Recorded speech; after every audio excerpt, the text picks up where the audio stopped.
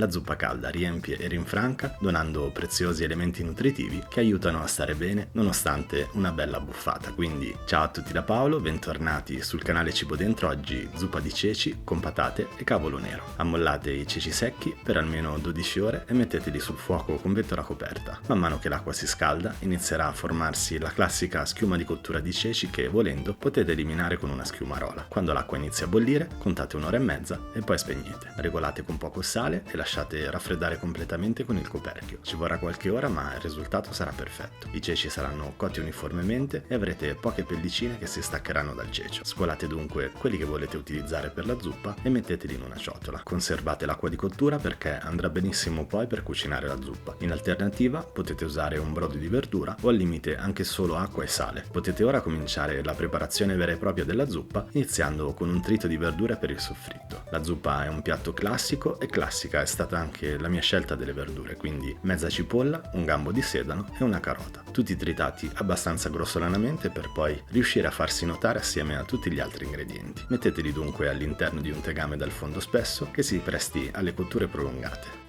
Aglio e rosmarino sono poi altri due elementi che si sposano molto bene con i legumi. Per evitare gli aghi di rosmarino in bocca che distraggono e infastidiscono, potete tritarli finemente assieme all'aglio aiutandovi con un trinciante o addirittura con mortaio e pestello. Accendete quindi il fornello e iniziate a soffriggere le verdure con un goccio d'olio d'oliva.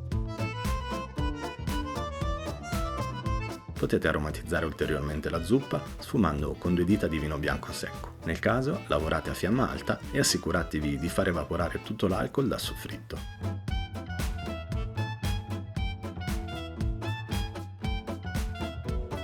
Aggiungete poi i ceci e lasciateli insaporire con olio e verdure, come si fa quando si prepara un risotto.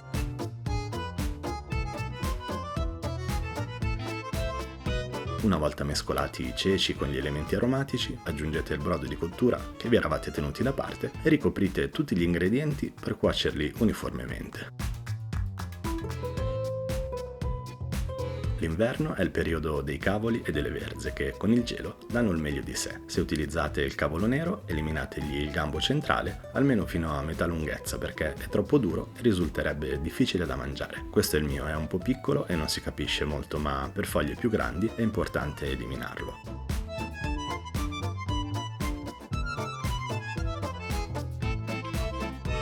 Tagliatelo poi a piacere, dategli una sciacquata sotto acqua corrente e mettete a cuocere nella zuppa aggiungendo eventualmente altro brodo in maniera che lo ricopra.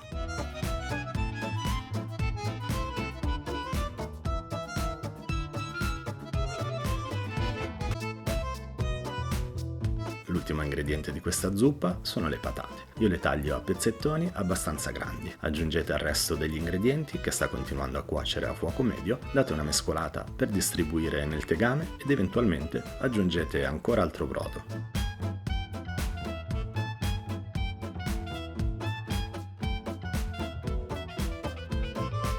Da questo punto in poi, una volta cotte le patate, la zuppa potrà essere considerata pronta. Ci vorranno dai 30 ai 45 minuti a seconda dello spessore di taglio. A fine cottura valutate se aggiungere altro sale oltre a quello già apportato dal brodo e abbondate con il pepe che esalta il sapore dei ceci. Se come me avete tagliato le patate abbastanza spesse, si saranno disfatte poche nel brodo che quindi potrebbe far risultare troppo liquida tutta la zuppa. Se volete renderla più corposa, potete addensare frullando qualche cecio e qualche patata con parte del brodo rimasto nel tegame. Frullate con un frullatore a immersione e riversate nella pentola. Fate quindi proseguire la cottura fino a quando la zuppa non ha raggiunto la densità che più vi soddisfa. Una decina di minuti dovrebbero bastare.